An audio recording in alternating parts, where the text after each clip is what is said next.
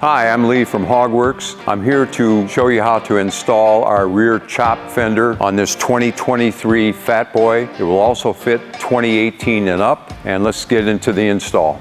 Okay, the tools that will be necessary will be a Phillips screwdriver, a T25 Torx screwdriver, 11 millimeter open box wrench, and a T45 Torx wrench. We start the install by removing the rear section of the seat, the passenger portion of the seat. There is a Phillips screw in the back that goes down through the seat into the fender support. At that point, you can remove the seat as a one-piece item. After that, we have to remove the driver's seat. There are two thumb wheel attachment nuts on either side of the seat that you remove, lift the seat,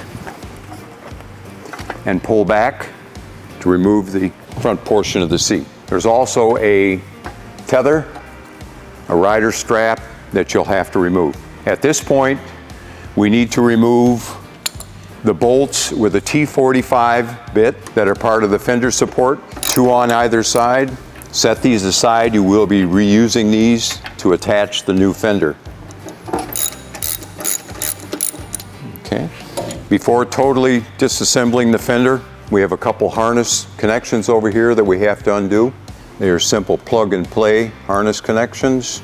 These connections being for the turning signal, this connection being for the license plate light. So undo these harnesses right here. Support the fender with your hand so that it won't fall off the motorcycle and be damaged. Continue to remove the mounting bolts.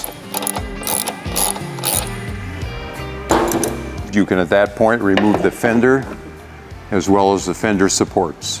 You remove this fender brace that goes across the motorcycle above the monoshock, 11 millimeter hex head screws. Once again, set them aside also. You'll be reusing them. This is where the T25 Torx comes in. There's one Torx screw in this position right here that mounts this brace to some of the wiring harness hardware. So the brace comes off. Okay, at this point we're going to install a different frame member with a protective flap. This flap is designed to keep things dry as far as the electronics and everything else in front of this wheel. To install the flap, we have to remove a plastic shield, a shield that is in front of the wheel. To remove that, down at the bottom down here, right in front of the wheel, there is a 5/16 bolt that has to be removed. Taking over for Lee for a second here. After you get the 5/16 bolt out of the bottom, this guard doesn't need to come all the way out. All you gotta do is just push it down a little bit. There's bosses on the inside that these little tabs slide up into. So once you get this like this, you can just kind of set it down here and just let it rest. It doesn't need to come all the way out because you'll kind of fight with it if you try to take it out. You don't need to. So now we're gonna go ahead and mount the cross member on here. And then basically what we're gonna do is once we have this mounted on here, there's little slots in the rubber, and those are gonna go over the plastic tabs on the fender guard down here, the plastic fender guard.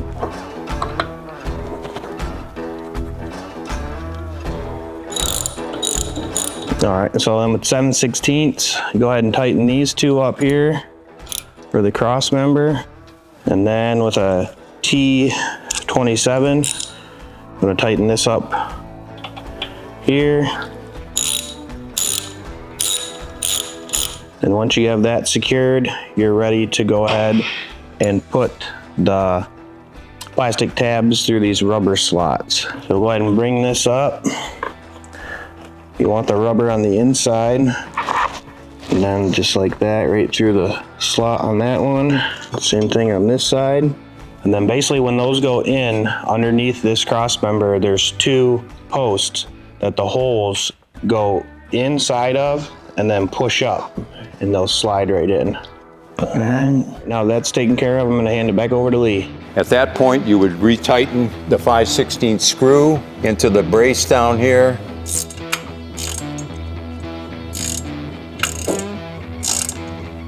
At this point, we are able to install the new bobbed fender. We supply the necessary hardware to route your wiring in a safe manner along the fender edges on the inside and work toward the center to be able to plug into the existing harness connections up there. These harnesses are for your turning signal as well as for your stop lights.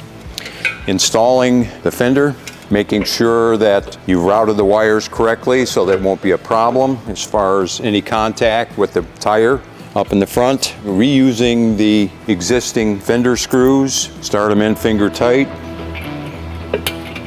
Now to the other side. Using the T45 Torx, get them just snug on this side.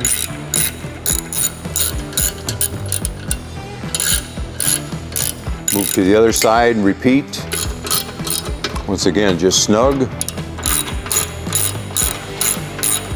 At this point, you can tighten them to specs. We will connect the tail light as well as the turning signals. These are quick disconnect units, kind of a plug and play. There are also additional harnesses supplied. These here for additional lighting situations that could be evident. Before finishing out the installation, you want to make sure that you have your plugs in the right place as far as left turning signal, right turning signal, and brake light. So you're going to want to, at this point, test your turning signals. This would be the right. This would be the left. And then check for your brake light.